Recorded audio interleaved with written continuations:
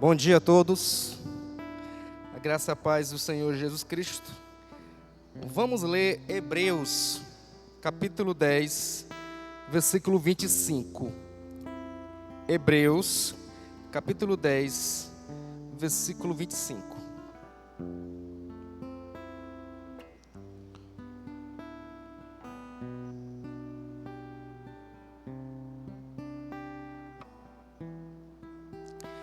Hebreus, capítulo 10, versículo 25, que diz assim, não deixemos de reunir-nos como igreja, segundo o costume de alguns, mas procuremos encorajar-nos uns aos outros, ainda mais quando vocês veem que se aproxima o dia.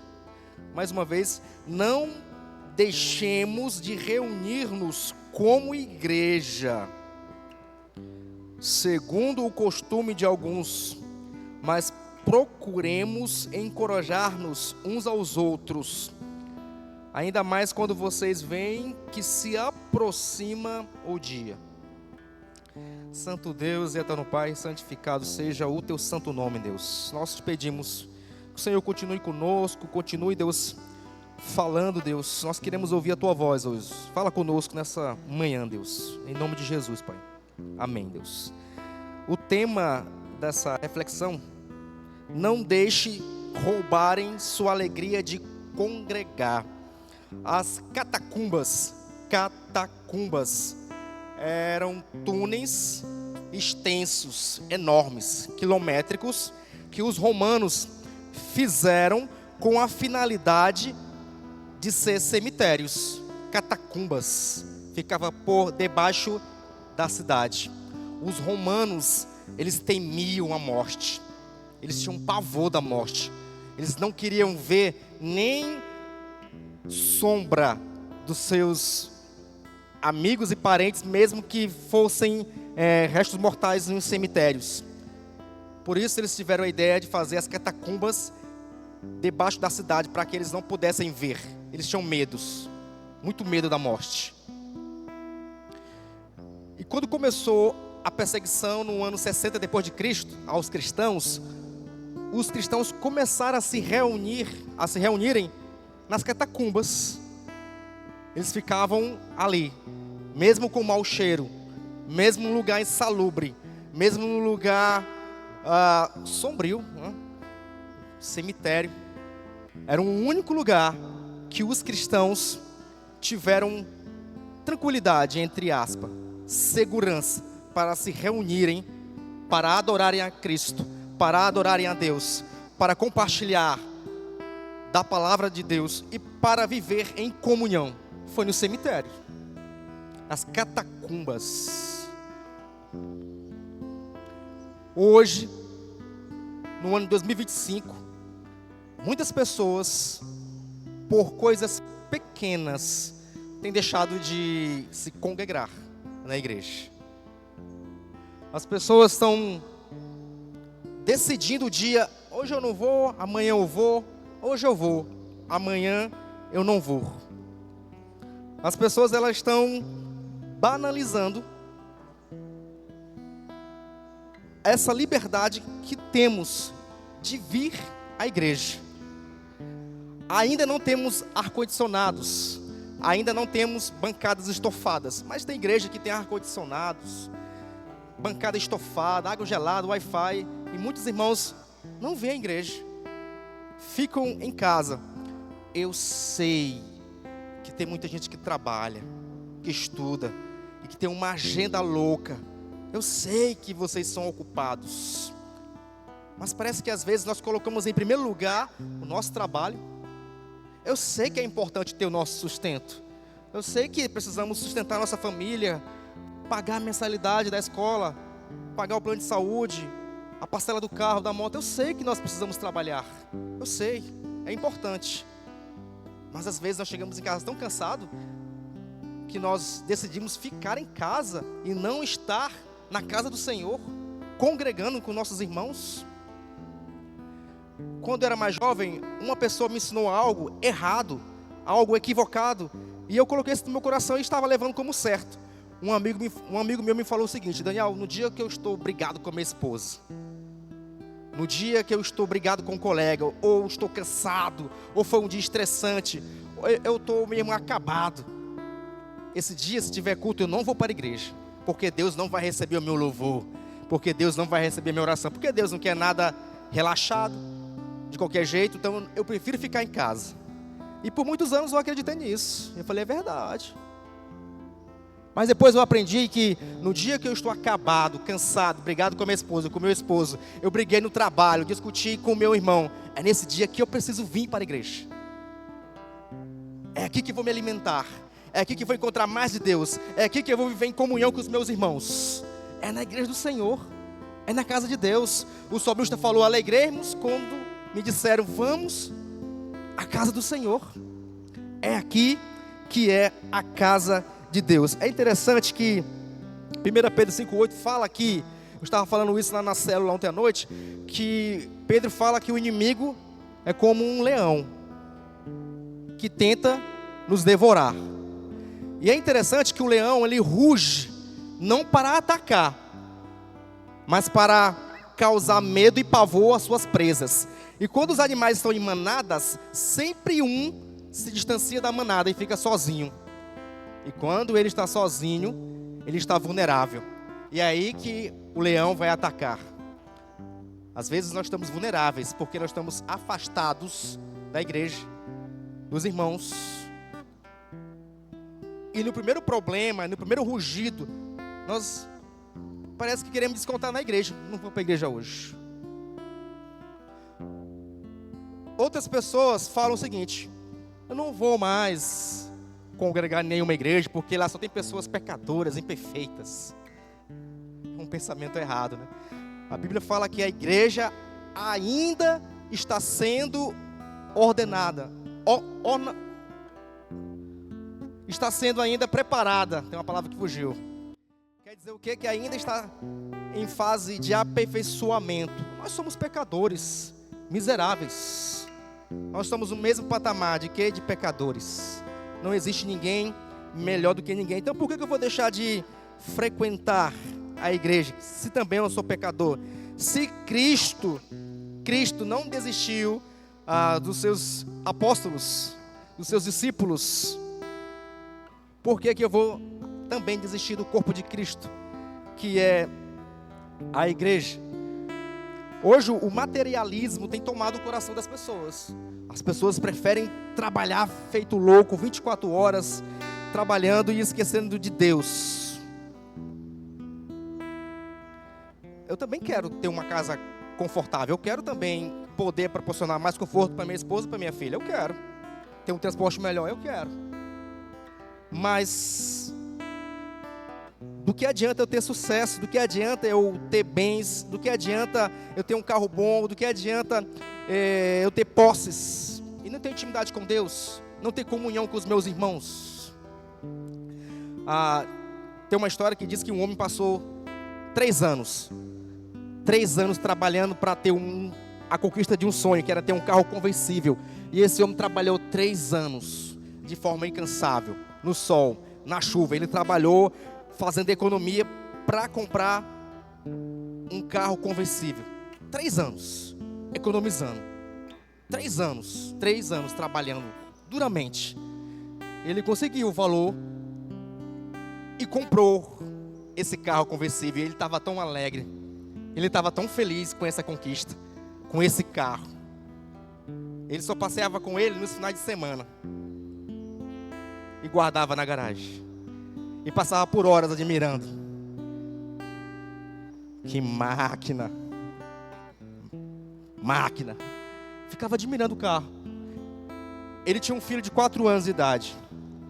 E um dia, ele percebeu que o seu filho estava com a tampinha de refrigerante, ó. E o carro estava todo rasurado, a tinta estava arranhada. E aquele homem ficou louco. E um ataque de fúria, ele bateu tanto nas mãos do seu filho de 4 anos, que o filho dele foi para o hospital. E as mãozinhas daquela criança teve que ser amputada pelo ataque de fúria daquele homem. E no dia que o homem foi ver pela primeira vez o seu filho já acordado após a cirurgia, o filho dele estava só com os toquinhos e dizia: pai, eu não vou mais riscar o seu carro. Pai, eu não vou mais riscar o seu carro, pai. E aquele homem caiu em pranto, em choro. Tanta maldade que ele fez com o próprio filho por causa de um bem material. Talvez você não tenha coragem de fazer isso com seu filho, mas você tem coragem de deixar Deus por coisas materiais. Você tem deixado de vir para a igreja por coisas pequenas, uma hora extra. Deus é melhor do que tudo. Nós também, como pais, precisamos ser influentes na vida dos nossos filhos, para que eles também amem a igreja. Sintam-se à vontade, o desejo de vir para a casa de Deus. Umas crianças estavam conversando e o assunto era paz. Um dizia: o meu pai, ele é amigo do prefeito. Meu pai é importante. O outro disse logo: o meu pai é amigo do governador. Tá acima. E o outro disse logo: o meu pai, ele é amigo do comandante da polícia, porque ele nem vai ser preso, é amigo deles. E tinha um que estava mais calado, só observando, e ele falou: meu pai, ele é amigo de Deus.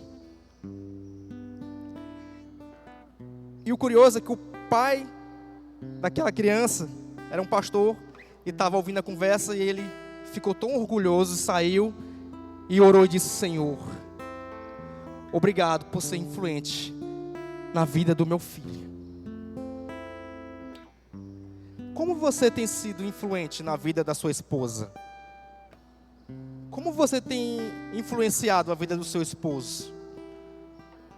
Como você tem influenciado a vida dos seus filhos? Como você tem influenciado a vida dos seus pais? Qual tem sido a sua influência na vida das pessoas para virem à igreja? Nós precisamos amar a casa de Deus, amar a igreja. Nós precisamos ter o desejo: eita, domingo é culto, eu vou para a casa do Senhor. Quinta-feira eu vou para a casa do Senhor. Na EBD eu vou para a casa do Senhor. Lembre-se que o domingo na igreja, aqui, é apenas um reflexo do que será o domingo eterno nos céus. Para encerrar, havia uma vila e as pessoas eram pessoas comuns, pessoas modestas, pessoas simples. Elas viviam da agricultura, da plantação, e a maioria trabalhava numa mina de carvão. Essa mina de carvão ficava a alguns quilômetros da aldeia e ficava bem próximo de um vulcão inativo, mas ainda era possível sentir o calor do vulcão. De forma súbita, veio uma doença, uma epidemia na aldeia, e as pessoas começaram a ficar doentes. A princípio,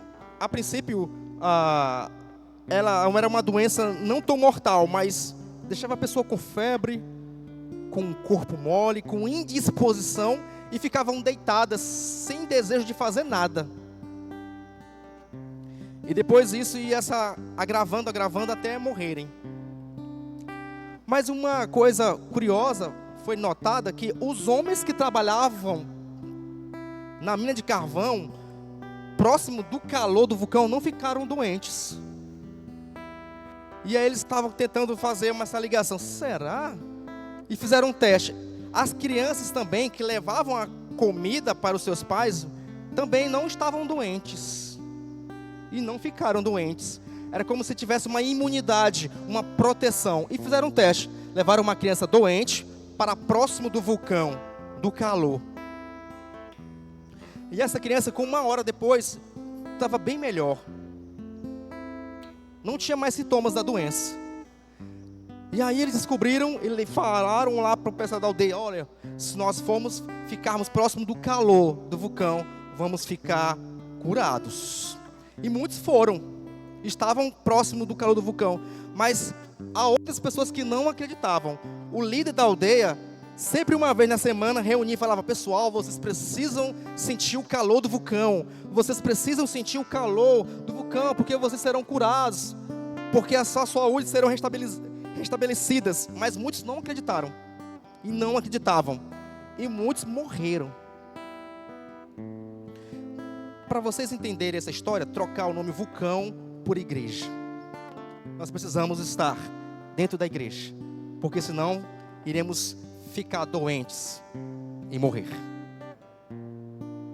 Baixe sua cabeça. Vamos orar. Deus Pai, Deus Filho, ó Espírito Santo, Santa Trindade. Obrigado, Deus, pelo privilégio que o Senhor nos concede de estarmos aqui na Tua casa, Deus. Na Tua igreja, Deus. Obrigado, Deus, pelo privilégio que o Senhor nos dá de estarmos congregando, Senhor Jesus. De sermos, Deus, uma família, Deus. Obrigado por esta igreja, Senhor Jesus. Obrigado pela liberdade que o Senhor nos dá, Deus, de estarmos, Deus, reunidos aqui, Deus, em Teu nome, Deus. Ó Deus, coloca no nosso coração mais e mais desejo de estar aqui na Tua casa, Deus. Reunidos, Senhor Jesus. Te louvando, Deus. Te adorando, Deus. Te obedecendo, Deus. Aprendendo mais de Ti, Deus. Nos alimentando com a Tua palavra, Senhor Jesus. Obrigado pela comunhão, Deus. De estarmos aqui, Deus, em família, Deus. Obrigado pelos meus irmãos que aqui hoje estão, Senhor Jesus. Obrigado, Senhor Jesus. E toca no coração daquelas pessoas, Deus, que estão frias, que estão distantes, Deus, que não tem mais o desejo de estar aqui na Tua casa se congregando, Senhor Jesus. Traga, Deus, eles de volta, Senhor Jesus.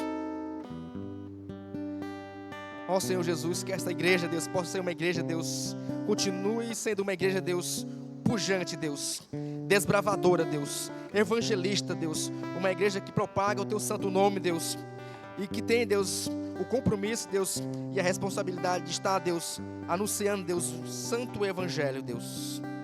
Obrigado, Deus, pela Tua igreja aqui nessa cidade, Senhor Jesus. Ó Deus, que a igreja batista, que a primeira igreja batista em Timon, Deus, continue sendo uma igreja, Senhor Jesus, uma agência do céu, Deus, aqui na terra, Deus. Nós oramos a Ti, Deus, agradecidos, Senhor Jesus. Muito obrigado, Deus, em o nome de Jesus, Pai. Amém, Deus. Amém, Deus. Amém, Deus. Estamos divididos em classes.